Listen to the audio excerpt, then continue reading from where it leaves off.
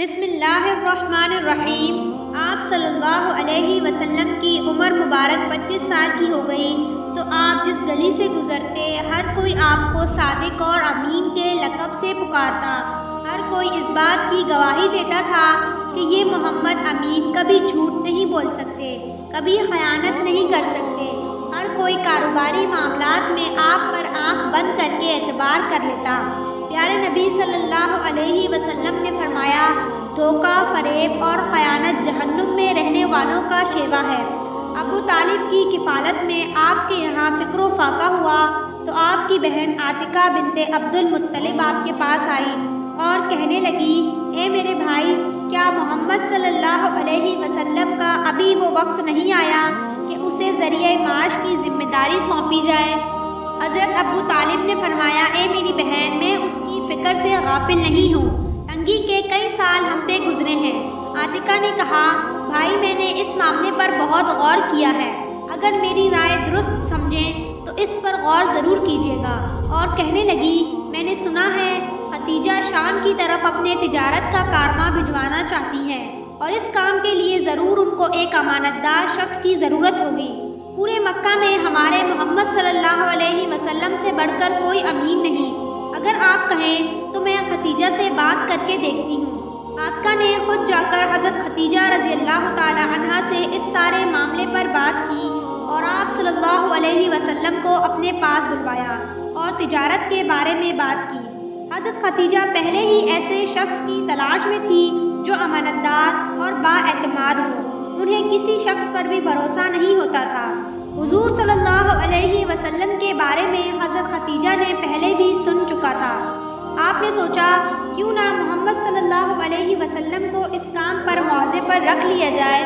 انہی دنوں حضرت خدیجہ رضی اللہ تعالی عنہا نے خواب دیکھا تھا کہ ایک چاند آسمان سے اتر کر ان کی آغوش میں آ گیا اور اس کی روشنی سے ساری دنیا روشن ہو گئی ہے۔ آپ نے ایک شخص سے اس خواب کی تعبیر پوچھی تو اس نے کہا کہ آخری پیغمبر اس دنیا میں آ چکے ہیں، یہ روشنی انہی کی ہے، اس سے آپ کو فائدہ ہوگا اور یہ بنی ہاشم سے ہوگا۔ جب عاتکہ پیارے نبی صلی اللہ علیہ وسلم کو حضرت خدیجہ رضی اللہ تعالی عنہا کے بلاوے پر انہیں لے کر آئی تو حضرت خدیجہ نے جب پیارے نبی صلی اللہ علیہ وسلم کو دیکھا اور جو کچھ آپ نے توریت میں پڑھا تھا اس کے مطابق آپ صلی اللہ علیہ وسلم کو دیکھنے اور پرکھنے لگی۔ انہوں نے آپ صلی اللہ علیہ وسلم کو شام کی طرف مال تجارت فروخت کرنے کے لیے بھیجا۔ جب شام سے مال تجارت فروخت کر کے آپ صلی اللہ علیہ وسلم واپس آئے تو ڈبل انہیں فائدہ ہوا۔ حضرت خدیجہ رضی اللہ تعالی عنہا سمجھ چکی تھی کہ یہ پیارے نبی صلی اللہ علیہ وسلم کے ساتھ جانے کی برکت سے ہوا ہے۔ حضرت خدیجہ رضی اللہ تعالی عنہا نے واپسی پر آپ صلی اللہ علیہ وسلم کو نکاح کا پیغام بھیجا۔ اس پر آپ صلی اللہ علیہ وسلم نے اس بات کا ذکر اپنے چچاؤں سے کیا۔ ان میں سے حضرت امیر حمزہ آپ صلی اللہ علیہ وسلم کے ساتھ گئے اور رشتہ طلب کیا۔ حضرت خدیجہ رضی اللہ تعالیٰ عنہ کے والد زندہ نہ تھے بلکہ وہ آپ کے چچا عمرو بن اسد کے پاس گئے۔ اللہ بہتر جانتا ہے۔ چنانچہ یہ مبارک گھڑی طے کر دی گئی۔ بارات کا دن بھی آ گیا۔ حضرت خدیجہ رضی اللہ تعالی عنہا نے اپنے گھر کو بہت خوبصورت طریقے سے سجایا ہوا تھا۔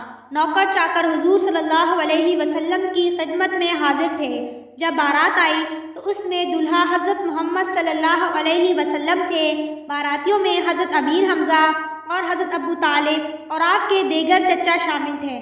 پہلے نکاح کا خطبہ ابو طالب نے پڑھا اور فرمایا، میرا بھتیجا حضرت محمد صلی اللہ علیہ وسلم ایسا نوجوان ہے کہ کوئی قریشی مرد اس کے ہم پلہ نہیں، یہ سب پر بھاری ہے۔ اس کے بعد ابو طالب نے ولیمے کے لیے اونٹ ذبح کیے اور قریش کی شاندار دعوت کی۔ یہ شادی نہایت خوبصورت طریقے سے ہوئی۔ حضرت خدیجہ اور پیارے نبی صلی اللہ علیہ وسلم کی زندگی کا ہر لمحہ مسرت بھرا تھا۔ امید ہے کہ آپ کو آج کا واقعہ پسند آیا ہوگا، تو ہمارے چینل کو سبسکرائب کریں، ویڈیو کو لائک شیئر ضرور کریں۔